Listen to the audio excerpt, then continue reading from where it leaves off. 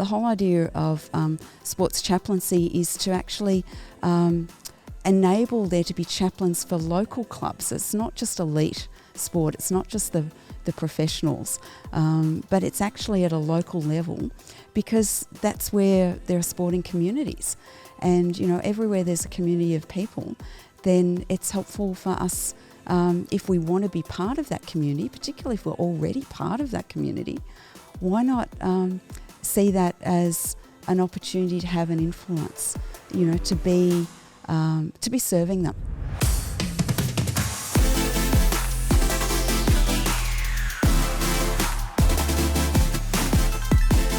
Hello everyone and welcome back to the Shock Absorber podcast. I have returned. It was great to have Dave Lovell on last week, but I have returned to hosting duties again, and I'm joined once again by Stu Crawshaw. How are you? Hello, Joel.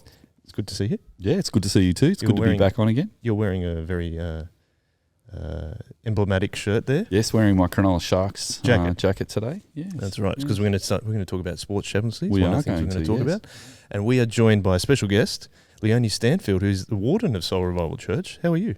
I'm very well, thanks, Joel. It's excellent. I think you're actually the first woman to be on the Shock Absorber podcast, which is exciting. Oh, that's really interesting. I hadn't realised that. That's true. So thank you for being a groundbreaker. You're welcome.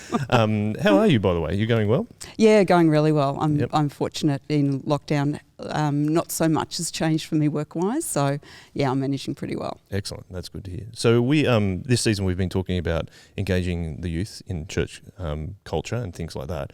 But today we have been talking a lot about local church ministries and stuff like that, but we're going to talk about parachurch ministries this time, which is, should we define what a parachurch ministry is first, Stu? Yeah, so a parachurch ministry is basically a catch-all phrase that defines Christian youth ministry and ministry in general that isn't associated with a denomination or a local church. So it's a Christian organisation that set up a Christian ministry to young people or to other people that isn't connected to a local denomination or a local church. So is sports chaplaincy an example of that?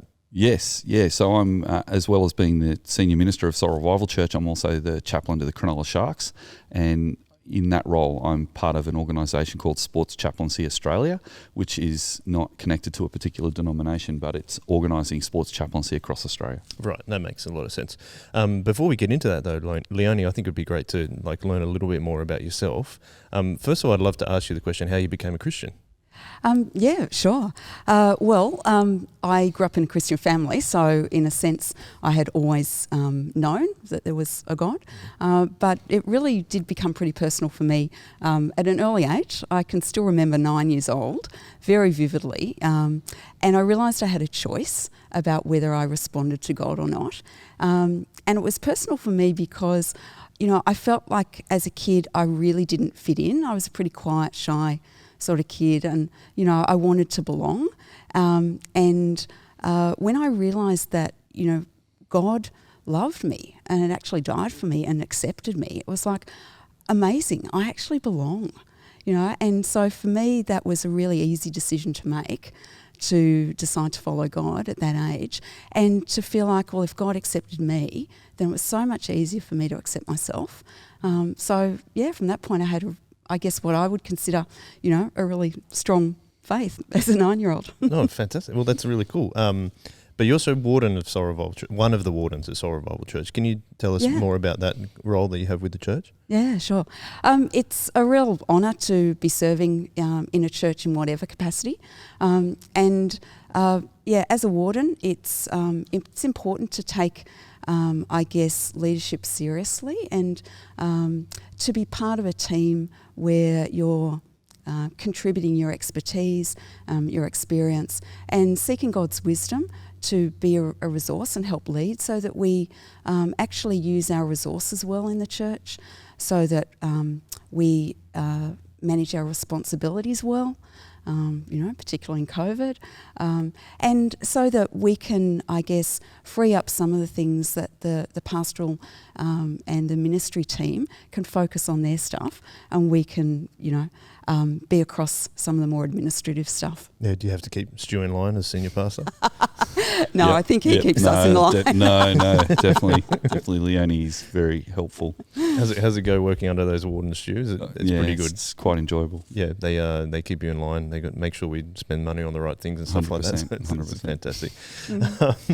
Now, what we always like to do is, in the Shock Absorber, is to bring up certain cultural artifacts that kind of sometimes represent what we're talking about. And Leonie, you had one that you wanted to bring up, which was really cool. So I'd love you to share that now. Yeah. I guess this harks back to my youth days, but I really loved the Blues Brothers when that movie came out. It was a fantastic experience, because it was something different that we hadn't done before. It was a very different movie. It was a very different movie. Yeah. And so much fun. And just honestly, a whole idea, being on a mission from God, it was just amazing. So for me, that's something I remember definitely from my youth. That's cool. Do you have a favourite scene? So many, so many. The country music scene, but I think the one that I that I immediately think of is the nun just with the ruler, and it was just like, it was hilarious. So for kids at that age, it was hilarious. It's a really interesting movie, because it's like, I'm not a particular fan of musicals, and there's so much music in it, but it was a different kind of music. Like, I think that's why I really enjoyed it. Yeah. How does that play into, we're talking a lot about your experience as a ministry, Leonie. Mm-hmm. Is there a reason why that Blues Brothers represents how your ministry journey? Can you give us a little bit more on that? Yeah. Look, I think the whole idea of being on mission has actually been part of my journey, and God has done this in a way that wasn't necessarily intentional for me, but being involved in a church, going to a private Christian girls' school, but always involved in a youth group, meant that I came to university at a time where I was a strong Christian. I wanted to get involved in a university group. I found a university group to get involved in at Melbourne Uni, and that group really was on mission. So that was a parachurch organisation that was actually called Student Life, originally Lay Institute for Evangelism. But I found, I guess, a group of like-minded, really passionate Christians about evangelism, about discipleship, and about making a difference in the university space that we were in. That's sort of where that fits in. Can you share some of the experiences of that time? So was it Melbourne University? This was at Melbourne Uni, yeah. Okay. So you're originally from Melbourne? Yes, okay. Absolutely. Cool. So what was it like doing that kind of thing for day to day? Were you there at uni every day? Yeah, it was a really different experience, I think, uni back then than it is now. So we're talking 79 was my first year as a uni student, and I spent a fair bit of time hanging out in the lawns and, or hanging out in the cafeteria. I was an arts student, so that says a fair bit as well. Leonie, could I just jump in there? There's nothing to be ashamed of being an arts student. I was also an arts student at university, and my wife Louise tells me she's actually got evidence that I spent more time on the library lawn than I spent actually in lectures. So I think that's completely concurrent with many people's experience. Right, well, two arts students on the podcast anyway. Yes. I'll let the listeners work out who they are. Yeah. So, for me, it was a great time, and this gave me a real purpose in a sense, aside from just studies, and it gave me an opportunity, I guess, to meet with other Christians. So it was very discipleship oriented, as well as evangelism. We would meet together in small discipleship groups. But then we would also have a one-on-one time with our leader as well during the week. So we were actually getting a fair bit of really good deep diving into the Bible, but also into what it meant to actually live as Christian in the space that we're in. And one of the really interesting parts, I think, was stepping out to actually be willing to share our faith. And so we had some really interesting experiences on campus doing that in a very active way that, it really meant I had to trust God a lot. Mm. Why was that? Yeah, well, it's so interesting because growing up as a Christian, it's often hard to explain to other people why you believe what you believe. So there's a sense, I think, in which it's easy to know what you believe. It's easy to know your personal experience of it. You get to uni and suddenly everyone doesn't care about that. Like, everyone wants to question everything. So how do you tell people, oh, I believe it because I believe it? It doesn't cut it.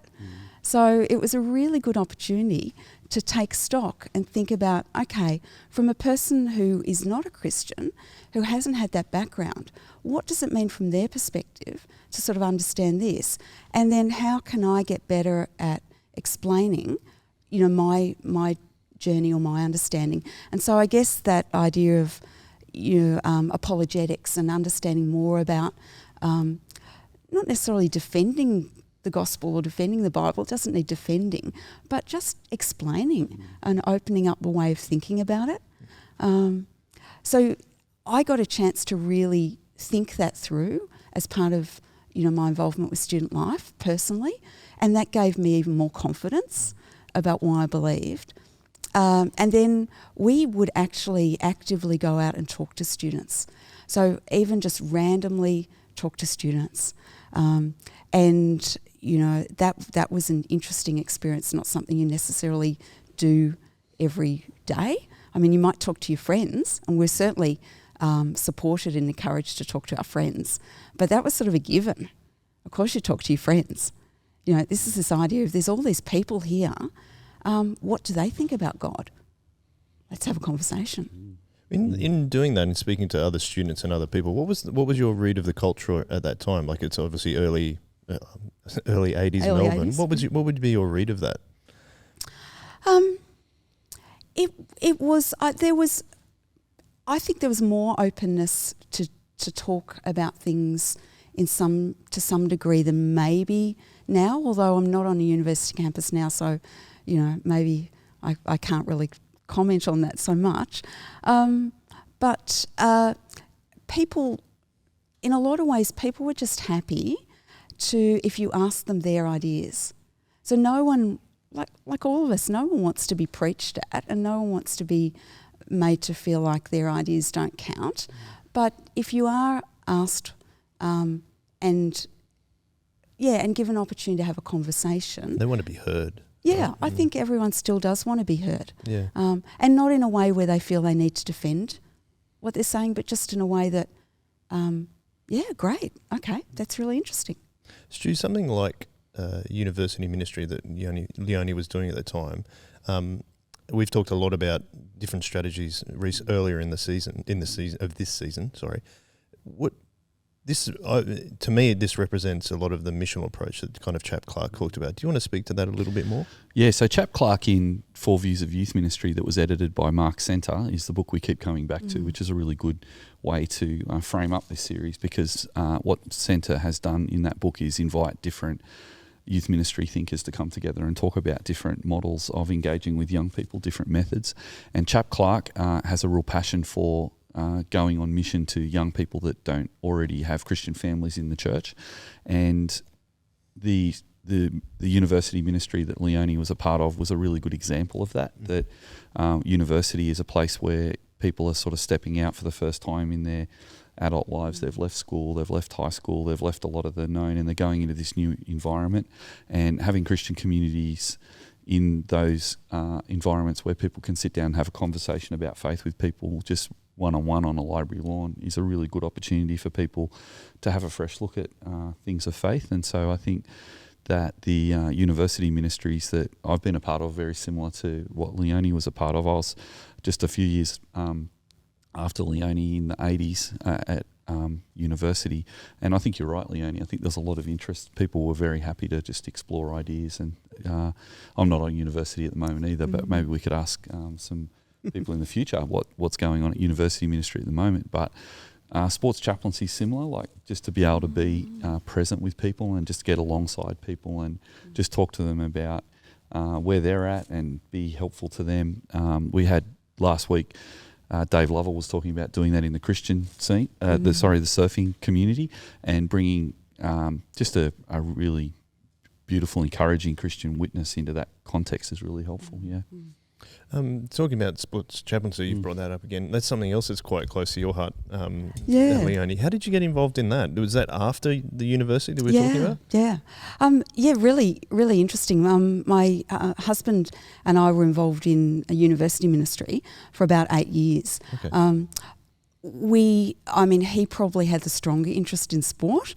During that time, though, we had delved into the world of triathlon. Okay. So this is the 80s. Oh, fabulous time to be part of the triathlon scene. Terrific fashion in the 80s. In the Can 80s. we just pause there, Leonie, Yeah, just yeah. give us a bit of a retrospective on some of the gear we used to wear in the 80s. Yeah. Fantastic. And absolutely, even extending into the 90s. So in 1990, we spent 6 months in the US working with athletes in action, so getting some training to bring So athletes still in action. fluoro in the 90s? Or Absolutely, still fluoro. Fluoro. So Fluoro, that was where I was going with that comment. Fluoro gear. We had the bright fluoro pink. I'm sure pink, I had a pair of pink running shorts, Yeah. bright fluoro pink, the lime green, Yeah.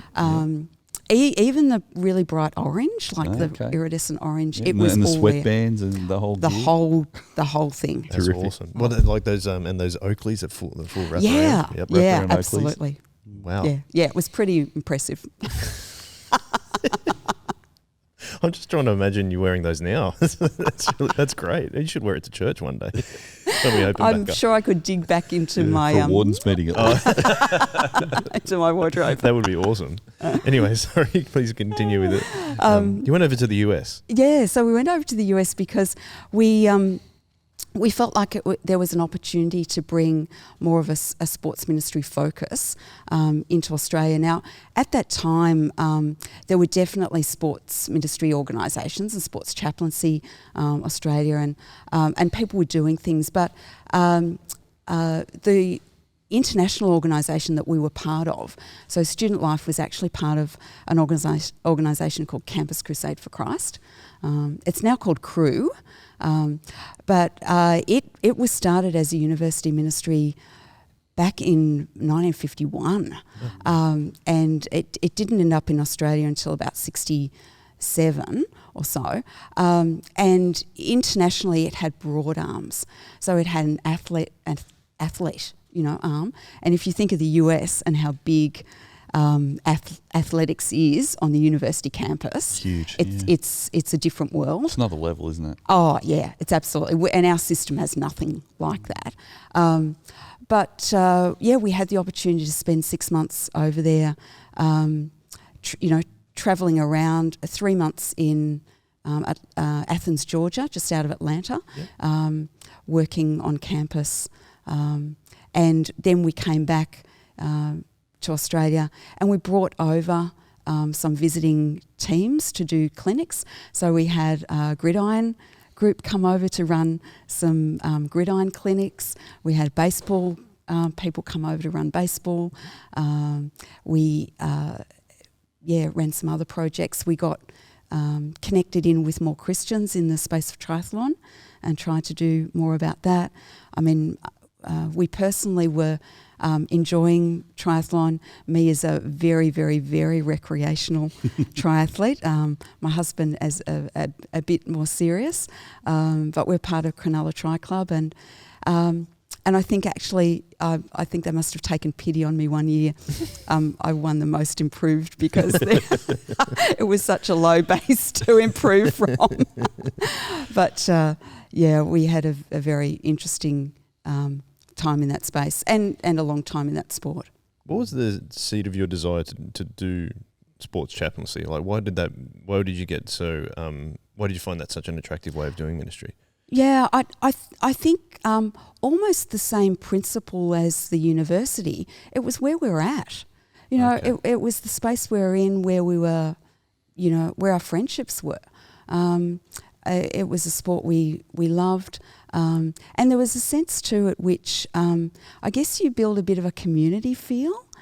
So people that are into particular sports, you have that community feel. But even sports generally, have that feeling of people who are in sport or not into sport. It's not quite as simple as that. But there's a bit of that. So for us, it was a sort of a logical extension of saying this is where we're at, and this is where we want to be, just being ourselves and bringing Christ.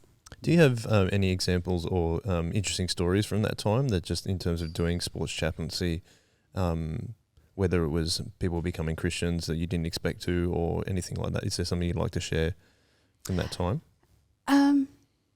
I think I haven't got a specific story, but I think part of it was the encouragement in working with other people passionate about sport too. So there was a sense in which working together in a space was actually really helpful. I mean, we came in a sense, starting or trying to bring athletes in action, that sort of model here, and we needed the support of others. It was actually about ministering together, which was really important. So I think that's the thing that stands out to me. Stewie, let's delve into your sports chaplaincy a little bit more. You're the chaplain for the Cronulla Sharks, as well as your role as senior pastor of Soul Revival Church. What's your kind of role within that, and then how does it play out? Yeah, so as chaplain, I am a volunteer in that space. Were you mostly volunteer too? Sorry.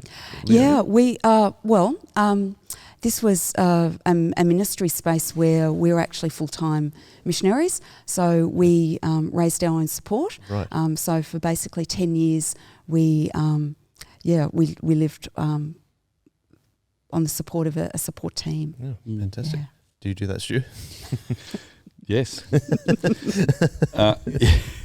Yeah. So with our chaplaincy, it's I love what Leonie was saying about team. That being part of a team is really important, and the chaplains in the NRL are part of the bigger team of Sports Chaplaincy Australia, which has chaplains in lots of sports across Australia, from motor racing to AFL to rugby league to soccer. There's all the different sports, netball.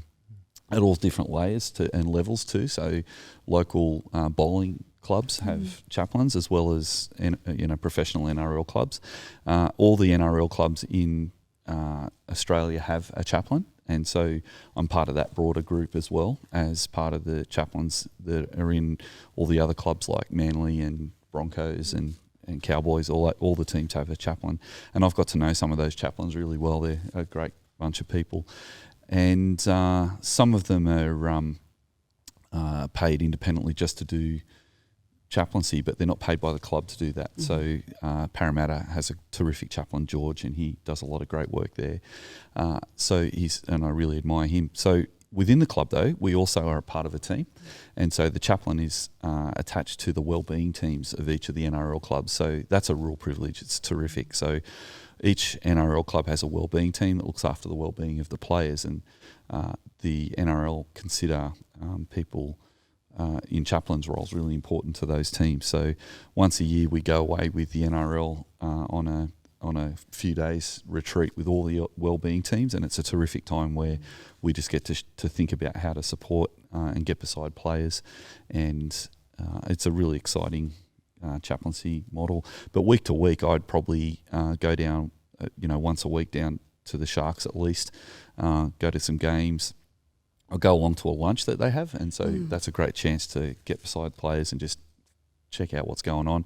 And for those players with faith in the Sharks, we also over the years have had this group called the Iron Squad that was set up by one of the players, Jason Bakuya, and he set up the Iron Squad because iron sharpens iron, and Jason and Sam Tagatese and Sefa Paulo and some of the other Christians in the team were the ones who actually invited me to be the chaplain, and then talked to the club, and the club invited me formally. So, it's a real privilege to be a part of a team that includes, the broader Sports Chaplaincy Australia, the NRL component to that, the wellbeing teams, in the wellbeing team at the Sharks, and then, of course, being a team with the Christian players. And sort of the way I roll as a chaplain is I just come beside players of faith and no faith, and just want to be helpful and be available just to be there, but also to be there for the wellbeing team. Sometimes we do practical things like if they're looking for a short stay for some of the junior players as they move to the city. We sometimes put some up in our place, Louise and I, and also if there's any people need a visit and things like that, we can do that sort of stuff. But then for the players of faith, just supporting them in what they're trying to do in their lives too. So yeah, that's how we roll. It was really cool to see the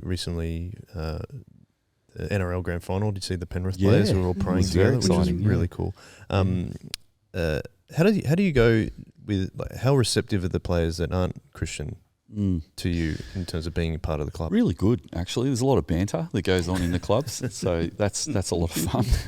But I think that people can see that I haven't, as Leonie would say too, you don't go into sports chaplaincy with being a fan boy or a fan girl. That's really important, and also not going in with an agenda, just being there for the club and for the players. And it takes a while to get to know everyone, but over time, everyone gets. Yeah, I mean, seeing the Penrith Panthers players praying after the game, the chaplain to the Panthers does a similar thing with that club that won the grand final this year.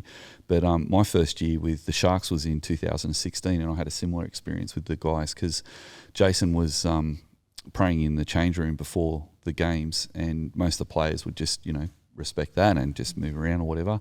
But then over time, Jason would pray, and then so would Sam, and then so would Sepha, and all of a sudden some of the Christians in the team would just have a little innocuous little, is that the word, innocuous? Just a low-key little prayer time in the corner of the change room, and everyone would just be going about their thing. They didn't make a big deal of it, but they just pray before the game. And then over time, what they were doing is there's almost every club has Christian players in it now. There's a lot of Pacifica players in the NRL, and so a lot of Pacifica players have a Christian background, and so there's lots of players of faith in the NRL now. And so when Cronulla would play, say, the Tigers would have a few Christian players, and what they do is after the game, again, not making a big deal of it, they just get in a circle and have a pray with the other team after the game, just to thank God for a great time. And before you knew it, the TV cameras were going on that, and kids were noticing it as they watched, and everyone was noticing it. And I remember my son Elijah, during that year of his soccer, would start praying on the field after the game with his Christian mates. And sometimes the other, like he played for Grace Point, and some of the other kids, say from local suburbs, like in our area, there's a suburb called Grace Point, another one called Gymea, and so if some of the Christian kids from Gymea get together and pray like Jason was doing in the NRL, and the parents loved it. Everyone thought it was really cute, and these little 12-year-olds are all standing in a circle after the game praying and not making a big deal of it. So it became a bit of a cultural thing in sport in Australia, and it's continuing, which is really exciting. But one of the really profound moments for me was when Cronulla did win the grand final, and Lou and I and the boys were at the grand final, and we're in the stadium actually sitting near Jason's family, and Cronulla won the grand final, which was amazing because we'd been waiting 50 years for us to win our first grand final, so it was like amazing. But I looked down onto the ground, and there was the boys that I meet in Bible study every week, who all got in a circle. On that particular day, the Cronulla boys just got in a circle together, and they knelt down and they thanked God for a great game. And I was just really moved. I thought it was just incredible. And, they flashed a little one way when they went and got their rings on stage as well, because NRL players get a ring. This is not an NRL ring, by the way. It's my wedding ring, but they get a special NRL ring. And as they got their rings, the boys would just go, "Thanks, Jesus," as they went on stage. And then seeing the Penrith players do that, a new generation of players coming through doing the same thing, carrying on that legacy, has been quite moving. But if I could just backtrack a little to that earlier question you had, which is how do the players that don't have faith go with that? They actually don't find that threatening or intimidating, and there's no pressure to join. But just as the year 2016 went on, in the playing shed before the game, Jason would pray with Sam Tagatese and Sepha and some of the other boys, and Jason tells me that over time the shed would go quiet just to give him a bit of space to pray. And then even some of the non-Christian players would walk past and go, "Oh, shoot one up for me, would you?" Ask the big fella if it'd be all right if I don't get injured today. And it's just real nice little banter like that. So it's a real family. Teams are a really nice place to embrace diversity, and there's a lot of diversity within the NRL, and the NRL are trying to embrace all the different kinds of diversity, including faith. So, so I think there's a culture of acceptance which is growing in sport in Australia, which is really good, because I don't know if you'd agree, Leonie, back in the 80s there was a little bit, sometimes there wasn't a lot of embrace of difference, was there? I think it could be, especially with men and women. Like, did you find that being a female athlete back in the 80s at all? Yeah, I think definitely there was much more separate, and there was less respect across the board, potentially, than we have now. Yeah, embracing difference there's been a lot of work that goes into starting to change culture and encourage people to see the alternate perspectives and value the alternate contributions, and not just stay within their own little space. Yeah, I think that's true. Did you see that as an opportunity when you were doing your ministry, Leonie? Or were you able to see it as a change in those kind of things in that culture? We really didn't stay in the space long enough to do that. So from my perspective, I'm not sure that I really saw that. Okay. But looking back and then looking now, I think it's been interesting. So after moving out of full-time ministry in sort of the mid 90s, or early to mid 90s, I've still sort of stayed in touch with others still in that space, and tried to help out where I can, and actually got involved with Sports Chaplaincy Australia in doing their Certificate 2 in Sports Chaplaincy myself. And I think the reason I did that, even though I was no longer really in a formal sort of sports ministry, but it was a recognition that for all of us, if we're in a sporting community, or we've got a connection, or we enjoy sport, then there are certainly opportunities to use those connections to build relationships. And so the whole idea of sports chaplaincy is to actually enable there to be chaplains for local clubs. It's not just elite sport, it's not just the professionals, but it's actually at a local level, because that's where there are sporting communities. And, everywhere there's a community of people, then it's helpful for us, if we want to be part of that community, particularly if we're already part of that community, why not see that as an opportunity to have an influence, to be serving them, and to me, sports chaplaincy is absolutely an extension of the way we serve. As Christians, we serve. That's what we do. But it gives you a particular focus for that serving, to get alongside people, to be there, to make a decision to put the time and effort into investing into relationships in a more intentional way. So, yeah, I'm not sure I answered your question on that one, though. No, it's fine. I'd just validate what Leonie was saying on that, Leonie. Like, I think, at Sports Chaplaincy Australia today, we're crying out for more people to get involved in local clubs, because clubs are asking us for chaplains. And a lot of people don't realise that. They kind of feel like, maybe a chaplaincy might be a bit of an imposition on a club, but it's actually a really sought after role, because having someone there to listen and encourage and just be there with no agenda, but just to love other people in the club. And I'd really encourage any of the listeners or people who are watching this online, that if you are already involved in some kind of sporting club, you might have kids in a local soccer club or a rugby league club or a netball club, or you might be involved in playing bowls, or whatever triathlon. It might. Triathlon, whatever it might. A surf club, in our local area, we've got 2 clubs at the moment that are looking for chaplains and that's a separate entity to Sports Chaplaincy Australia. I think the life-saving clubs, but there's a lot of opportunity just to be you in the club. And so getting in touch with Sports Chaplaincy Australia, we should put some notes in the show notes if anybody wants to get in touch. But the course they run that Leonie was talking about, I've been a part of that too, and it's really helpful just to help you to think through how to be helpful to other people anyway. So that there is a really good role for that parachurch element to our mission, that we can be a part of local communities, and it's kind of natural, isn't it, Leonie? It's not that hard. Yeah, it's a natural extension. Yeah. I'm coming back to the idea of parachurch.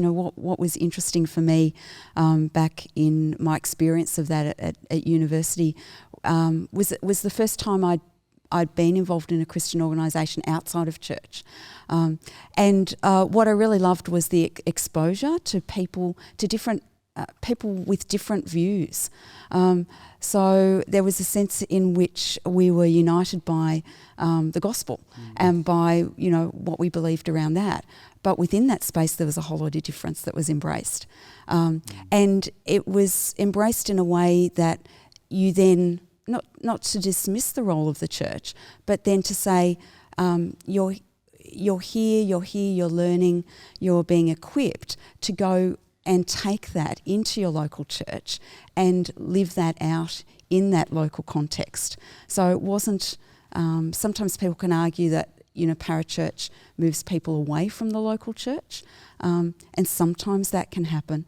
But my experience has been that it actually encourages you to then, you know, live that out in your local church community. Yeah, I 100% agree. Yeah, I think that's a terrific thing. And I mean, there are some areas of our broader secular culture that's where people are feeling a little bit more concerned about Christians being part of communities, but in sports area it seems to be really welcomed. You know, just everyone's like, yeah, if you like the sport, you're part of it. And I think you're right. I sometimes hear Christian ministers say, you know, I just don't have any unbelieving people who aren't Christians as my friends, but you know, we can just join a local running club and all of a sudden people will accept it, you know, your friendship and just be part of it. And so chaplaincy is a great way of just formalising that a little bit and helping you to say, yeah, let's have a bit of a missional focus. Let's not just have a discipleship focus of discipling people who come through the doors of our local churches, but let's actually think about being involved for the gospel in our everyday lives as well. So I think that's really valuable, Leonie. Yeah. Well, I think you just touched on it then, Stu, but then I was really drawn into the two things that you brought up there, Leonie, which was relationships and also embracing difference. And that's something we've talked about a lot on the Shock Absorber podcast. Leonie, you're probably still pretty well versed in the Shock Absorber because you're the warden of Sorrel Church. But I was just thinking, like, what can we learn from sports chaplaincy, parachurch organisations, university ministry, all that kind of stuff with that missional approach that we've discussed before? What can we learn in terms of how we like to do church as an intergenerational model? Yeah, I think that's a really good question. I do think it comes down to connection to values. And so in a sense, you know, that appreciation that we are here to love God and to love others, and that in a sense sharing, you know, the good news is an incredibly important part of that.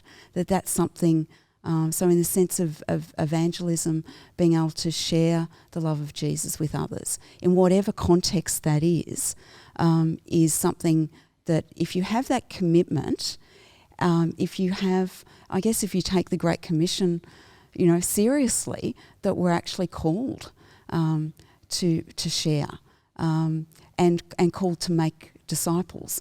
So when you put both of those things together, it's got to start with that commitment first. And then I think it is having people around you that share that commitment so that you together live that out, and having structures and processes in place and a community in place to help support you to do that. So to provide you with the resources you need, the encouragement that you need, the training you might need. And I think this is where, you know, intergenerational is a great opportunity to learn and from each other and encourage each other to do this. And it almost is counterintuitive because you think, well, yeah, but I'm talking to my friends who are my age. So, you know, how does a younger person, you know, someone who might be even 2 generations different from me, how do they actually help me in my ability or my interest in sharing with my friends or my people? I actually think we need to do that. I actually think that there's a lot we don't realise we miss because we think, oh yeah, but that's not relevant. So I think actually we don't know what we're missing if we stick to our own sort of friendship groups. Yeah. Do you have a personal experience of that, in terms of someone from a different generation really helping you to grow in your maturity in Christ? I certainly do as a younger person, which I think most people will identify with. They'll think of someone who was older and encouraged them. And so often it's the modelling that you see. Sometimes it's the really intentional, someone coming alongside you. I had some of that in the university ministry. That was one of the reasons why I was so keen when I was at uni to actually go into full-time work, because I could see the impact that it had when someone was modelling what it looked like to serve. But I think back to the leaders in my church and the older men and women. Perhaps the women didn't have maybe as many formal leadership positions. Some did, some didn't back then as much. But they certainly, there was certainly a strong sense of Christian leaders, youth group leaders, all of that. And then I guess I can start to almost think back now. One of the things that's been interesting for me is listening to the Chip Lunch podcast because, I've loved listening to Shock Absorber. And I thought, Chip Lunch, for me, thinking about school and being a Christian at school, that's a long time ago, and I'm sort of thinking, I wonder what relevance there is for me to do that. But I've been so encouraged by hearing the stories, and particularly all of the stories. So whether they're from the younger people themselves, the Darvells right in the midst of it at this stage, or whether it's from those that, who came through and are now leaders, I'm so encouraged by their commitment and passion and their insights, and keeping me in tune with what's happening now. So, which it would have been so easy to go, Chip Lunch, that's not really for me. Isn't That's that really interesting? It's something we talk about a lot, isn't it? We learn from the youth who are at the forefront of cultural change, but then we bring the experience and the maturity of the older saints to be able to disciple those people. So that's a really cool way of doing it. Stu, you're reasonably well versed in the Shock Absorber. Going back to my question of a parachurch and what we can learn from that, what do you think? I think a couple of things to point out is that the sporting clubs are very intergenerational. There's people of all different ages. I remember being at a captain's run one day down at Cronulla Sharks, and I was just there, and that's just a particular training day, and the players were there, and they've invited some of the fans to come along. And there's all these different ages of fans. There's children, and there's young adults and teenagers, and there was some. There was a couple in their 80s that have been going for Cronulla ever since they started, and they're kind of like part of the fabric of the club now, and everybody knows them, and they're really well loved. And anyway, I stood next to them, and I've been a chaplain at that stage for about 4 years, and they're just like, "Oh, it's great you're new to the club," and it was really really fun to sort of come in under their eldership. I know it's not spiritual eldership, but it was like a nice moment of like. Honouring them as elders, I suppose, of the club, and they were just really interested in why I did what I did, and one of the things that really stood out was they were saying, "Thank you for volunteering your time, because we volunteer our time." So I think one of the good things about chaplaincy is it's not a paid position; it's a volunteer position. So it was really nice to be, I suppose, able to at one point, just get alongside the players, but also the coaching staff and the club staff, but then also some of the fans, and there's that really nice intergenerational family feel at Cronulla Sharks, and they even have family days and things like that. So I think our churches in some ways have drifted towards the homogeneous unit principle, where we've segregated our age groups, and I think clubs give us an example that not every part of Australian life has done that. There are sporting clubs that are still intergenerational, and a lot of young people are the fit young people who do a lot of the playing. But these days there's like masters competitions in surfing, there's masters competitions in triathlon, there's all the different ages getting involved. So I think the Shock Absorber is really helpful to get your head into that chaplaincy space as well. Yeah. Yeah, fantastic. Well, I think that probably wraps us up for this episode. But first, before we do, I want to thank you, Leonie, very much for being on. We really appreciate it. Thank you very much. Thank you. It's been great. Yeah, it's been really fun. Thank you. And thank you, of course, Stu. Yeah, thanks, Joel. And thanks for facilitating our conversation as usual. And, That's all right. And one quick question for you, though, at the end. Like, you do like sport yourself. Like, you're a part of the Rockets soccer club. Like, do the Rockets have a chaplain? Not that I know of. But I think when you were talking about being intergenerational, I was like, yeah, it's 100%, because I coach my son's team. He's was under sevens this year, and only a short. Well, the season didn't really even happen, did it? No, not this year. Not very much. So the what's really cool is, like, I'm really enjoying being part of coaching the boys. So you've got like some young 6-year-old boys or 7-year-olds that you're trying to obviously help gain a bit of teamwork and be part of a thing together. But then, like, being the coach and in between the parents and that is really cool. It's a cool interface. It's just really cool. And then every soccer club also has the old guy who's been around 4 years and has been volunteering his time, like the people at the Sharks, for probably 50 years sometimes. Like, they've just been around so long. And then, but at the club that I'm part of, they're doing a really great job of involving families. And for example, if you are part of the Rockets, what do they call it, nursery squad, which is the 3 to 5-year-olds where they just have a kick around and have fun, you get free rego coming into the under 6s where they actually start playing more formalised games. So that's a really cool thing of, like, now you're seeing a lot of families grow up through the entire club, which has been really cool. And now they're doing a summer soccer session during summer, and there's more time to interact with the parents and stuff like that. So I'm really learning that in the same aspect of you guys, is that how you can be a witness in so many different aspects of your life. And this is a new part for me, because my eldest son is 7, turning 8. It's brand new, yeah. It's brand new, but it's really fun. I'm really enjoying it. And do you find too that, like, no matter what age you are or background you are, whoever, you put on a Rockets jersey and you're part of the family, you know, that's what I think sporting clubs do really well. Yeah, but 100, and using that analogy, you're also, we talked about being clothed with Christ a few weeks ago. You're part of that team straight away. Yeah, we're all part of the team straight away. Yeah, because we're Christian. Yeah, and then you can put the Rockets jersey on, I don't know, as a scarf or something if you want. Right. But that's what's been really fun to go.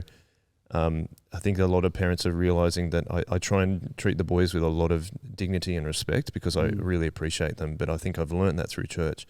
I've learned that through some other things. With, like, my mum's worked in childcare all her life.